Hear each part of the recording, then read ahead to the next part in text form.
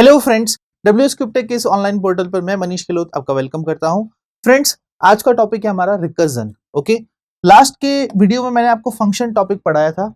I suggest कि पहले आपको फंक्शन का टॉपिक क्लियर कर देना है, उसके बाद में आप जो है रिकर्जन पढ़ेंगे तो आपको ज्यादा समझ में आएगा। ठीक है, basically recursion is what? Recursion is a function. Basically क्या है? ये फंक्शन है। क्या है friends? This is a function that is called by itself.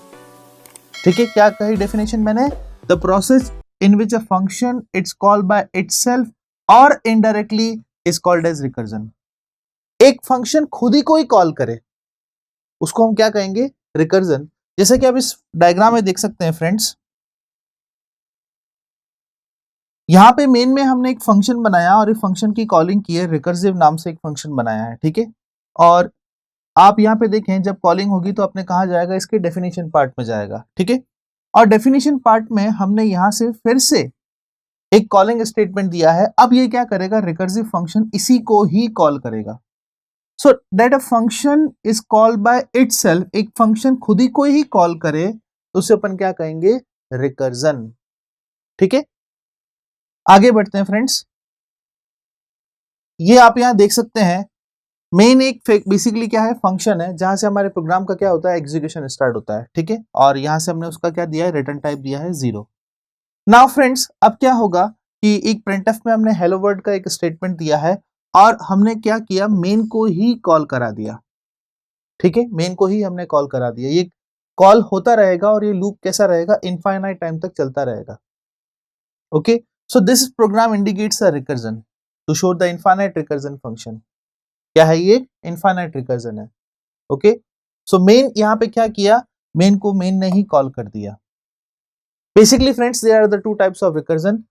First is the direct recursion and second is the indirect recursion. ठीक है, दोनों को हम डिटेल में स्टडी करेंगे और दोनों में क्या डिफरेंस है हम वो भी देखेंगे with the help of example. ठीक है, नाउ फ्रेंड्स, डायरेक्ट रिकर्जन की बात करें हम, a function is said to be direct recursive, it is called itself directly. ठीक है, यहाँ पे डायरेक्टली का मतलब क्या है? फंक्शन खुद ही को ही डायरेक्टली कॉल करे, इनडायरेक्टली कॉल ना करे, उसको हम क्या कहेंगे? Direct recursion. Okay, now friends, जैसा कि आप इस एग्जांपल में देख रहे हैं, सिंपल सा ये एग्जांपल है। हमने फिबोनाची सीरीज को जो है प्रिंट करवाने के लिए लूप चलाया है और सॉरी रिकर्जन का इंप्लीमेंट किया है। तो आप यहाँ देखिए फ्रेंड्स, फिबो नाम का एक जो है हमने फंक्शन बनाया है और इसमें अपने एक वैल्यू पास की है। इस फंक्शन में आप यहाँ पे कोई भी वैल्यू पास कर सकते हैं, 5 6 7 8 10, जब तक कि आपको जो है फिबोनाची सीरीज जो है प्रिंट करवानी है। ओके, नाउ फ्रेंड्स, आप यहाँ पे देखें कि फिबो ने डायरेक्टली जो है इसी फंक्शन को कॉल किया है। In this program, Fibo direct recursive function. This is because inside Fibo function there is a statement which calls a Fibo again directly. यहाँ पे कोई दूसरा और कोई सोर्स नहीं है जिससे कि हम Fibo को कॉल कर सकें। That's why this recursion is known as the a direct recursion. क्या है ये? डायरेक्ट रिकर्जन है। Fibo ने इसको डायरेक्टली कॉल कर दिया। ये कब तक होता रहेगा? जब तक कि बेस कंडीशन रिकॉग्नाइज नहीं हो जाती। जैसे कि आपने फ्रेंड्स लूपिंग पढ़ी होगी। ठीक है, लूपिंग का कंसेप्ट मैंने आपको पढ़ाया था, तो उसमें हमने 3 तरह के लूप पढ़े थे और मैंने आपको ये कहा था कि लूप कब होगा? टर्मिनेट कब होगा? जब कंडीशन क्या होगी? फॉल्स होगी। जैसे ही कंडीशन फॉल्स होगी, लूप क्या हो जाएगा? टर्मिनेट हो जाएगा। ओके, बट फ्रेंड्स, अगर हम रिकर्जन की बात करें, तो ये रिकर्जन कब एंड होगा? ऑब्वियसली बात है, जब बेस कंडीशन रिकॉग्नाइज होगी। बेस कंडीशन, जैसे मान लीजिए एक सिंपल प्रॉब्लम की बात करूं, फैक्टोरियल। ठीक है, आपको फैक्टोरियल 5 की वैल्यू पता करनी है कि क्या है। ओके, तो इसके लिए आप क्या करेंगे कि पहले 5, उसके बाद में 4 3 2 1 इस तरह से कैलकुलेट करते रहेंगे। हमने यहाँ पे कहा कि जो है फिब मान लीजिए स्टेप 7 तक की या 10 तक की वैल्यू निकालिए। तो हमने क्या किया? पहले फिब जो है 10, फिर 9 7 8, ठीक है, 6 5 4 3 2 1 इस तरह से हम निकालते गए। तो स्टेप जो है वो रिड्यूस होते गए और कब तक रिड्यूस होते गए? जब तक कि ये जो बेस कंडीशन जो हमने दे रखी है तब ये रिकॉग्नाइज नहीं हो जाती। जैसे ही बेस कंडीशन आएगा, ये जो रिकर्जन है यहाँ पे क्या हो जाएगा? टर्मिनेट हो जाएगा, हॉल्ट हो जाएगा। तो इटरेशन में क्या होता है कि जब तक कंडीशन फॉल्स नहीं हो जाती, और रिकर्जन में क्या होता है, जब तक कि बेस कंडीशन वहां पे पहुंच नहीं जाते तब तक की जो है लूप चलता रहता है, रिकर्जन चलता रहता है।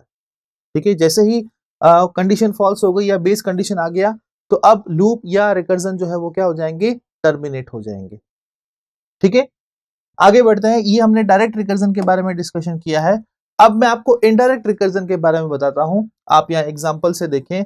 पहले तो इनडायरेक्ट रिकर्जन होता क्या है? It's said to be indirect if it calls another function and this new function calls the first calling the function again.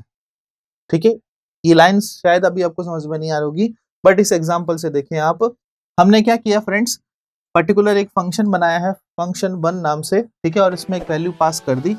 अब देखें आपके इसने क्या किया कि दूसरे एक फंक्शन को कॉल किया है, एक दूसरे फंक्शन को कॉल किया है, बेसिकली रिटर्न कर दिया यहां से। तो ये कौन सा फंक्शन है? फंक्शन f2 है, कर दिया। अब इस फंक्शन f2 के अंदर हमने क्या किया, ये देखिए, यहां से मैं इसको एरो के फॉर्मेट में बना देता हूं। सबसे पहले हम यहाँ पे आए, ठीक है, रिकर्जन ने क्या किया, fun2 को इस यहाँ पे जो है fun2 जो फंक्शन है इसने किसको कॉल किया, यहाँ पे कॉल किया।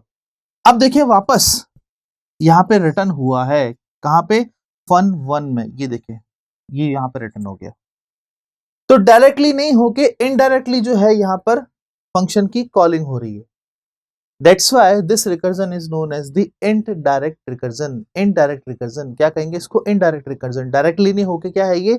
इनडायरेक्ट वे में परफॉर्म हो रहा है। That's why it's called as indirect recursion। ठीक है, नाउ फ्रेंड्स आगे बढ़ते हैं। एग्जाम्पल आप देखें, सिंपल सा एक एग्जाम्पल लिया है मैंने फैक्टोरियल का, और फैक्टोरियल का मैंने अभी आपको समझाया था। लेट से हमें फैक्ट ऑफ 5 की वैल्यू निकालनी है, ठीक है। तो क्या होगा कि फैक्ट ऑफ 5 की अगर वैल्यू हम काउंट करेंगे तो पहले 5, ठीक है, ऑब्वियस सी बात है, खुद ही कोई कॉल करेगा, ठीक है, फिर 4, फिर 3, फिर 2, फिर 1, और लास्ट में बेस कंडीशन जो होगी वो क्या है? यहाँ पे 1 है। तो फैक्ट ऑफ 1 की जो भी वैल्यू है वो यहाँ पे हम स्पेसिफाई कर देंगे। उसके बाद में ये जो है, पहले तो फ्रेंड्स क्या होगा, पूरा जो रिकर्जन का प्रोग्राम है स्टैक के अंदर ट्रांसफर होगा। बेसिकली जब भी फ्रेंड्स यहाँ पे रिकर्जन परफॉर्म होता है तो स्टैक मेंटेन होता है। क्या होता है? स्टैक मेंटेन होता है। तो जो भी कॉलिंग स्टेटमेंट्स हैं वो सारे यहाँ पर स्टैक में ट्रांसफर होते रहेंगे लीफो ऑर्डर में। अगर आपने डेटा स्ट्रक्चर पढ़ा है तो उसमें स्टैक एक डेटा स्ट्रक्चर है जिसमें के अंदर क्या होता है कि लीफो ऑर्डर के अंदर एलिमेंट्स का क्या होता रहता है? इंसर्शन होता रहता है। तो पहले क्या होगा कि लूप के जितने भी कॉलिंग स्टेटमेंट है वो लीफो ऑर्डर में स्टैक में ट्रांसफर होगी, ठीक है। और फिर क्या होगा, जब एक्सपांशन होगा, ओके, तो फिर सबसे जो टॉप मोस्ट वाली वैल्यू है वो यहां से बाहर होना स्टार्ट होगी। ओके, समझ में आया आपको?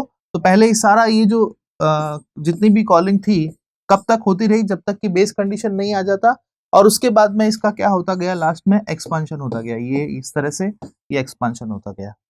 तो एक बात आप ध्यान रखिएगा कि जब कभी भी रिकर्जन परफॉर्म हो रहा है तो यहाँ पर एक बेस में डेटा स्ट्रक्चर ऑलरेडी परफॉर्म होता है, उसको हम क्या कहते हैं? Stag. Stag is a data structure, okay, that follows the order in LIFO. LIFO की फुल फॉर्म क्या होती है? Last in first out.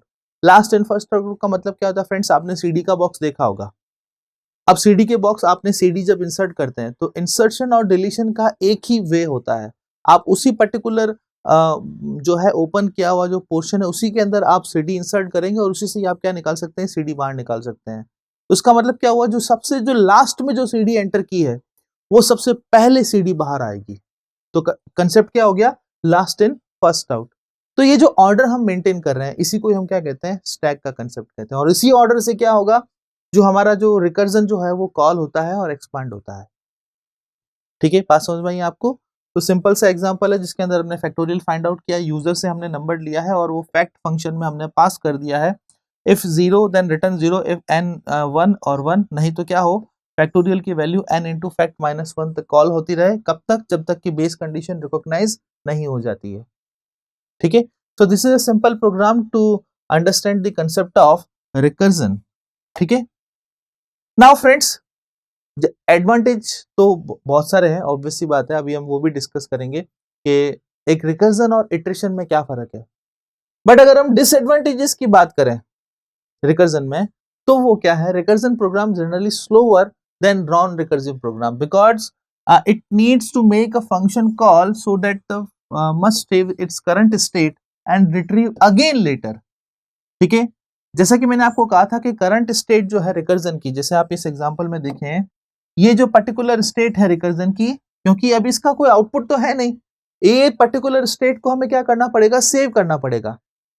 और वो किसमें करेंगे हम? स्टैक में सेव करेंगे और जैसे ही फर्दर एक्सपांड होगा उसके बाद में इस रिजल्ट को हम यूज करते हुए कैलकुलेशन करेंगे। तो ये जो है इंटरनल लेवल पर जो ये कैलकुलेशन परफॉर्म हो रही है, इससे क्या होता है, रिकर्जन थोड़ा सा स्लोअर हो जाता है। नॉन रिकर्सिव प्रोग्राम से रिकर्जन जो है वो स्लोअर है। ओके, सेकेंड जो डिसएडवांटेज है friends, it requires more memory. Obvious सी बात है, जैसा कि मैंने आपको कहा कि यहाँ पर स्टैक मेंटेन हो रहा है, तो स्टैक जब मेंटेन होगा तो वहां पे जो फंक्शन कॉल्स और जब जो सेव होंगे तो उसको भी क्या है, स्टोर होने के लिए मेमोरी रिक्वायरमेंट है। ठीक है, अगर मेमोरी रिक्वायरमेंट है तब वो स्टोर होंगे। तो यहाँ पर जो है फ्रेंड्स, स्टैक को इंप्लीमेंट करने के लिए जो मेमोरी रिक्वायरमेंट है वो क्या हो जाएगी, इंक्रीज हो जाएगी।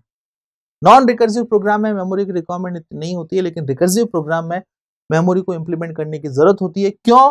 क्योंकि यहाँ पर जो है स्टैक मेंटेन होता है, स्टैक डेटा स्ट्रक्चर जो है वो मेंटेन होता है। ठीक है, and non recursive program doesn't have any intermediate state, hence they do not require any extra memory. कोई भी एक्स्ट्रा मेमोरी की रिक्वायरमेंट नहीं होती है। ठीक है, so these are the two measures disadvantage for the recursion. अब हम बात करते हैं फ्रेंड्स एक रिकर्जन और इटरेशन की। जितने भी आपने लूपिंग के जितने प्रोग्राम बनाए फ्रेंड्स, हमने फॉर लूप पढ़ा, व्हाइल लूप पढ़ा, डू व्हाइल लूप पढ़ा, जितने भी लूपिंग के जो प्रोग्राम बनाए हैं उनको हम कहते हैं इटरेशन। और रिकर्जन मैंने अभी आपको पढ़ाया। रिकर्जन बेसिकली क्या, function that is called by itself, and iteration is basically set of instruction that executed repeatedly. कब तक? जब तक ये कंडीशन फॉल्स नहीं हो जाती है।